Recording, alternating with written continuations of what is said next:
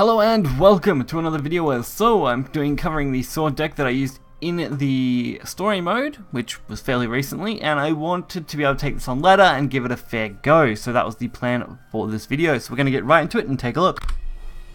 So bundle matches for this video are going to be against Forest, as I had a lot of trouble trying to get matches for this deck. This deck suffers really badly right now against Dragon, so I would not recommend it if you are on a ladder with a lot of Dragon, which obviously will probably be everyone, so not recommended for right now. As far as the Forest match goes, this deck is extremely strong. If Forest for some reason completely takes over as far as beating out Dragon, so it becomes a super common deck, you should be able to beat out Forest fairly easily. Most of the time it's mainly because of things like Leode and of course Apostle of Usurpation, which makes a big difference, but while making this video I think I fought about 10 dragons. By the time I got to about the 5th match I just started conceding at the start of each dragon match because it was just a pointless effort and a waste of time. And then we got a couple of decent matches against SwordCraft decks, which were a lot of fun to play. There is a Liza, Queen of the Forest. The 1/3s usually aren't too bad. And I'm going to probably go for the double Genesis of Legend play, just for the extra stats and to get those on board. And there is the Carbuncle, of course a popular staple for aggro at the moment, only mainly against Dragon because Dragon does ramp up so hard, and Carbuncle apparently has a pretty good match against that with its stat lines. Personally I still see it as a pretty meh card overall. The spells have insane value, but of course when you factor that into needing to play that body first, it's just not quite as good. So we get a good chance to use this. I should be able to easily protect the 3/4 with of course Assassin. Warding ourselves up. Well, sorry, ambushing ourselves up. And we ended up spreading out the Bane really nicely here. And we're going to get a good chance to use Apostle of Usurpation.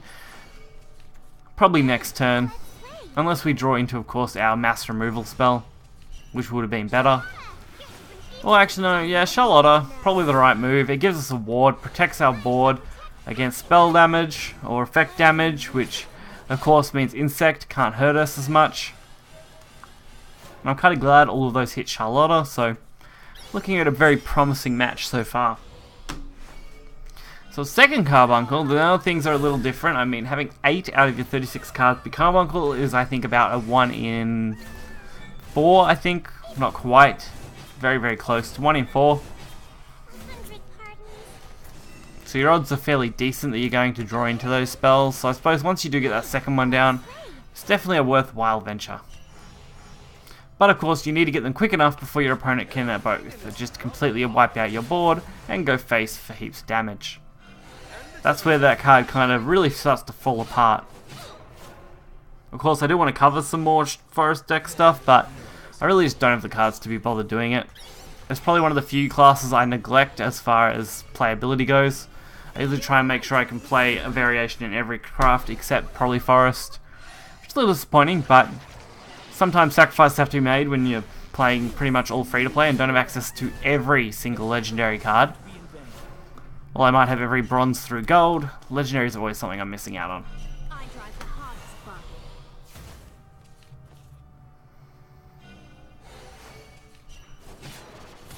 So we do a pretty nice job of removing this entire board while getting a little bit of damage in as well.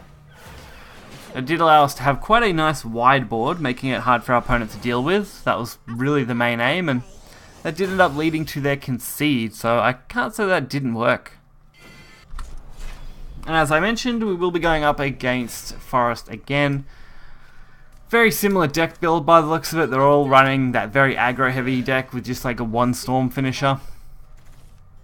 Some people are running storm finishers like the monkey card. Others are running the bigger storm finisher, the I forgot what it's called off the top of my head now, but it does appear in this match. Sky Devouring Horror, I believe it is. I just don't play enough Forest, or have gone up against enough Forest in the last 3-ish months to remember every single card of the newer sets. But we're starting off pretty okay here. Usurping Spineblade is a good way to kick things off.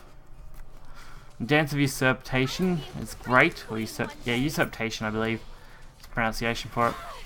Apostle of Usurpation is great as well, and Aether is actually a fairly decent card. I like actually playing that on 3 to get one of my 4 drops out, and since this is a deck I just slightly modified coming this expansion. I don't expect this sword deck to be perfect.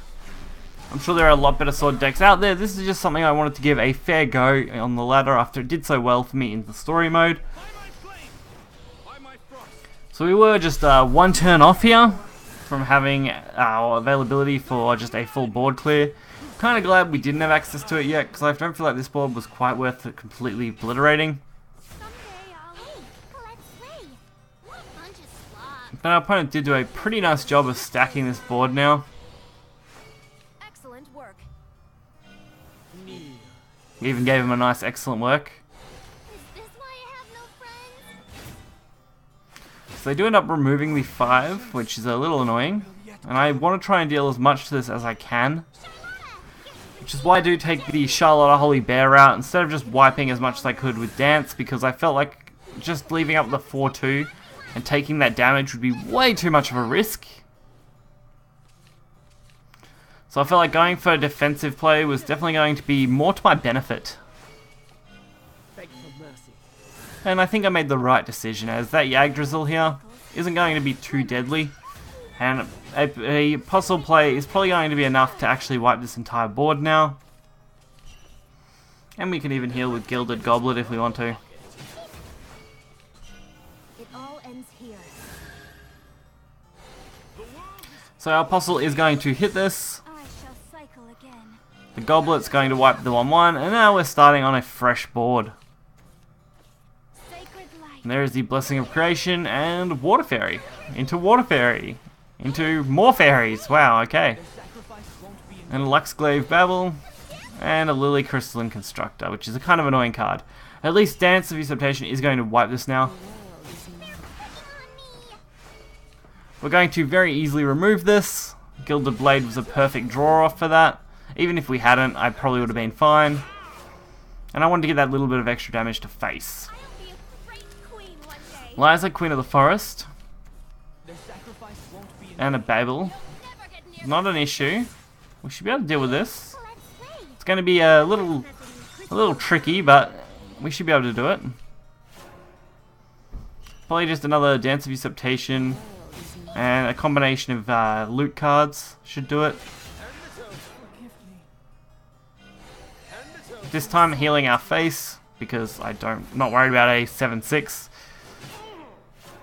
Leaving our opponent with just 5 health left. Sky Devouring Horror, nightmare of a card to have to deal with. Especially if I hadn't have healed up. Fortunately for us though, we do end up with a pretty decent set of plays here. Lion Admiral into the Holy Bear Knight for a defensive. And enough to get the concede from our opponent. So, while not the best deck on ladder, it held itself respectively against SwordCraft, which is probably its only really decent matchup, and I wasn't able to test it against a lot of other crafts, just due to everything being flooded with Dragon, which is an extreme negative matchup for this deck. Pretty much unwinnable, honestly, unless you get extremely lucky, but it was a fun deck. I liked playing it. It gave me a few good outs as far as matchups go, especially the Apostles. It's great to see that their support was really nice this time around. So if you guys did enjoy this video, hit the like button and subscribe. You'll find the deck list in the description below. Till next time, see ya.